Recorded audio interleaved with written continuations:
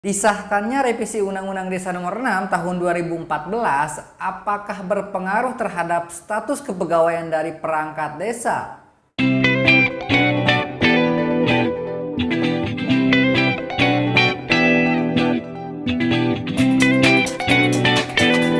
Assalamualaikum warahmatullahi wabarakatuh. Selamat sore sobat semua, salam sejahtera. Kembali lagi di channelnya seputar informasi desa. Tidak bosan-bosan saya mendoakan kawan-kawan dan teman-teman selalu ada dalam kondisi sehat dan selalu dimudahkan rezekinya. Amin ya rabbal alamin. Revisi Undang-Undang Desa Nomor 6 Tahun 2014 saat ini masih dalam on progress ya di DPR RI dan pemerintah. Akan tetapi berita ataupun informasi kejelasannya belum ada. Mudah-mudahan saja para pejuang dari kepala desa ataupun perangkat desa, perwakilan dari pemerintah desa itu terus mengawal untuk proses revisi Undang-Undang Desa ini ya. Karena terdapat poin-poin ataupun usulan-usulan krusial yang harus segera diselesaikan oleh pemerintah. Salah satu poin usulan ini dilayangkan dari Persatuan Perangkat Desa seluruh Indonesia yang diwakili oleh PPDI Pusat. Tentunya ini menjadi poin usulan yang harus segera diselesaikan oleh pemerintah. Karena kita ketahui untuk status kejelasan dari kepegawaian perangkat desa ini dari dulu belum ada kejelasannya ya seperti apa. Padahal kalau kita lihat status keseharian bekerjanya itu sesuai dengan Undang-Undang ASN atau mengikuti Undang-Undang ASN. Tapi status kepegawaiannya tidak jelas. Yang menjadi pertanyaan, apakah nantinya revisi Undang-Undang Desa Nomor 6 Tahun 2014 ini berpengaruh atau berdampak terhadap usulan status kepegawaian dari perangkat desa ini. Usulan memperjelas status kepegawaian dari perangkat desa ini tidak sekedar hanya usulan ya. Kita ketahui bersama salah satu janji dari Presiden Joko Widodo yang terdahulu itu akan mem-PNS-kan secara bertahap perangkat desa. Itu menjadi janji politiknya ya dulu ya. Akan tetapi sampai saat ini belum terrealisasi oleh beliau. Satuan Perangkat Desa seluruh Indonesia menagih janjinya melalui usulan-usulan yang diterapkan pada poin revisi Undang-Undang Desa Nomor 6 Tahun 2014. Kita lihat aksi jilid ketiga yang dilaksanakan pada awal tahun 2023 itu. Salah satu poinnya ini adalah status kejelasan ya dari perangkat desa. Saat ini masih diproses dan dikawal oleh Persatuan Perangkat Desa di seluruh Indonesia, baik dari pengurus pusat, provinsi ataupun kabupaten.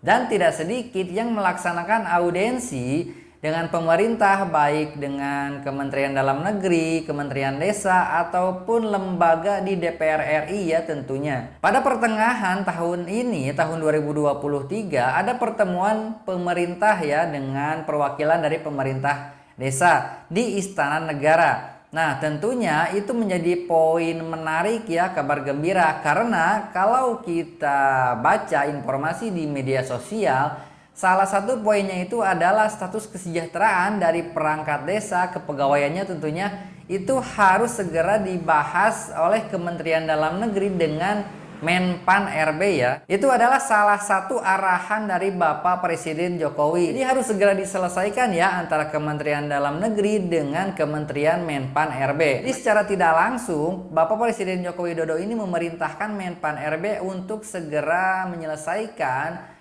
status kesejahteraan ataupun status kepegawaian dari perangkat desa ini. Kalau tidak dibuatkan undang-undangnya ataupun aturan ataupun semacamnya. Untuk status kepegawaian ini diserahkan langsungnya ataupun ada bidangnya yaitu Menpan RB. Oke, kalau kita lihat tadi flashback di awal, perangkat desa itu bekerja sesuai aturan yang dibuat ASN. Akan tetapi kita lihat real di lapangan itu pekerjaannya bisa melebihi dari ASN. Salah satunya adalah pekerjaannya 24 jam. Layanan kepada masyarakat itu tidak hanya di waktu kerja ya, tetapi di waktu-waktu libur ataupun waktu-waktu tertentu masyarakat pasti akan selalu membutuhkan dari perangkat desa ini atau kepala desa ini.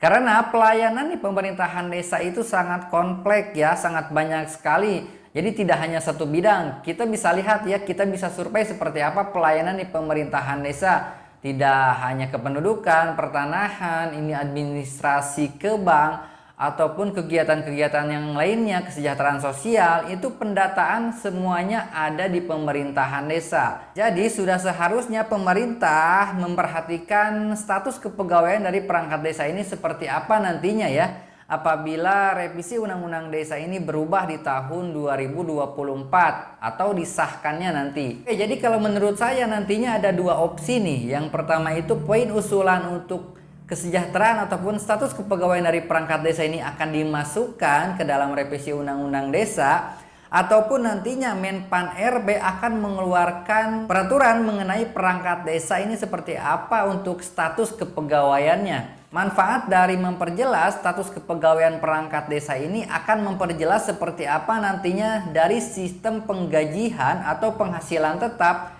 bagi perangkat desa. Karena saat ini belum semuanya kebijakan dari pemerintah ini menyeluruh ya, rata di semua daerah. Masih ada perangkat desa ataupun kepala desa yang menerima gaji 3 bulan sekali, bahkan di bawah regulasi yang telah ditentukan oleh pemerintah, yaitu PP 11 tahun 2019. Ini menjadi kabar yang cukup miris ya bagi perangkat desa ataupun kepala desa, karena regulasi yang saat ini sudah dibuat oleh pemerintah, akan tetapi kebijakan itu tidak menyeluruh diterapkan di semua daerah. Ya, itu mungkin saja ada faktor-faktor tertentu kenapa bisa seperti itu. Akan tetapi pemerintah harus segera menyelesaikan permasalahan yang sudah lama ini ya. Ini jangan sampai permasalahan mengenai status kepegawaian ataupun sistem penggajian yang ada di pemerintahan desa ini menjadi permasalahan lanjut ya. Ini harus segera diselesaikan oleh pemerintah karena tidak sedikit. Demikian informasinya, mudah-mudahan bermanfaat. Silahkan dukung channelnya ya, tekan tombol subscribe, berikan like-nya dan berikan juga komentarnya. Seperti apa untuk penghasilan tetap, sistem penggajian, ataupun status kepegawaian nantinya di tahun 2024 apabila revisi Undang-Undang Desa telah disahkan sobat. Oke, selalu jaga kesehatan, jaga pola makan, istirahat yang cukup, olahraga yang teratur bila perlu ya. Selalu semangat menjalani aktivitas, selalu santun melayani masyarakat. Wassalamualaikum warahmatullahi wabarakatuh.